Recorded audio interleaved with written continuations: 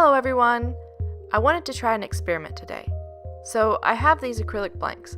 I got them on sale and they've been sitting around in my studio for a while now.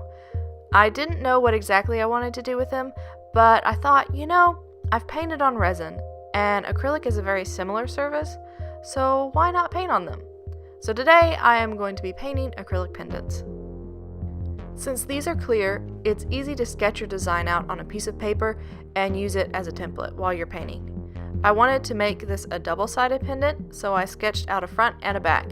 I found out during this process that it's really hard to make a double-sided pendant since you really have to think about your layers and focus less on what part you actually see while you're painting. I never used the sketch for the back as a template, but I did reference it a lot during this process to make sure I was layering everything correctly. Now the paint I am using is a regular acrylic craft paint. It has a smooth matte finish, so it's perfect for this project. It also layers really well, and that is a very important thing when painting on a super smooth surface. It also dries really fast, so that's a good thing for layering and a bad thing for wiping away any mistakes. Now normally when you want to paint on a slick surface, you want to sand it, but I'm going to be leaving some blank areas and I wanted those to stay crystal clear. So in order to apply the paint, you will need to build up several thinner layers, and you will also have to seal the piece at the end. If you don't coat or glaze your piece, the acrylic paint will chip off very easily. And I will be getting to that in just a little bit.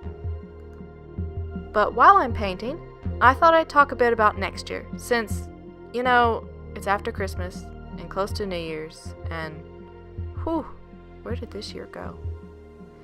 But I've got some big plans. Not really, I just want to get organized for once in my life. Each year, I try to set a new art goal for myself and hope that my stubbornness will hold out to the end of the year. Last year, it was sketching and posting every day to one of my social media pages. This year, it was to post something every day and also to complete a big project every month. Well, this year, some of those projects went great and others kicked my butt. But I did manage to complete most of my goals, and I am looking forward to setting some new goals for next year. I will still work on posting something to social media every day, or at least every other day, and posting a video each week. But I'm also planning some larger projects, and one of those is maybe, and I don't want to jinx myself by announcing things before I've even started on them, but I want to make some animations. Not like funny life stories with a talking avatar, though I love those types of videos and would like to try doing a few of them, but like short films and animated series.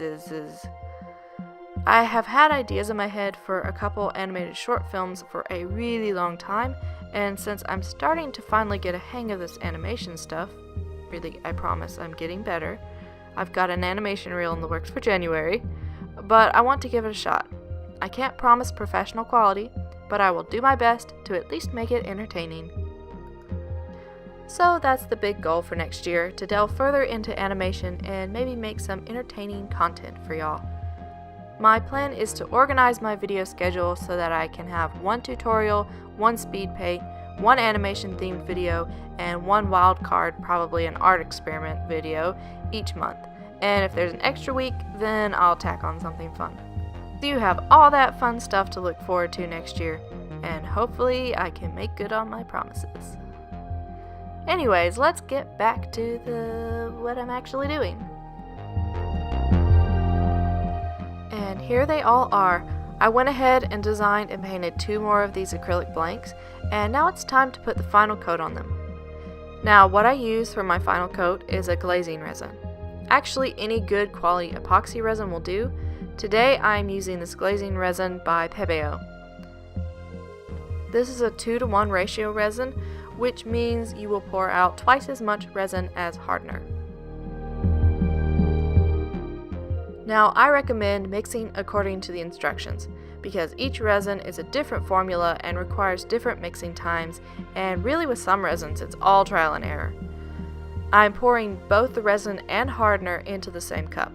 I found that works just fine for this resin, but I have had other resins that do not mix well or measure well this way and needed to be poured into 2 separate cups before mixing. So basically, just trial and error and practice makes perfect. And I know it's expensive and no one wants to waste resin, but sometimes, well, Anyways, after I've mixed thoroughly, I put a dot of resin on the painted side of each pendant. You don't need as much as you think you do. I always go for way less than I think I need, and usually find out that's the exact amount I needed. Once the resin has cured, and I left mine to cure overnight, then you are ready to put on the jump rings, add any other charms you would like, and string it on a necklace. I hope you enjoyed the video. Like and subscribe for more like this, and I hope to see you back next year. Have a happy new year. Bye.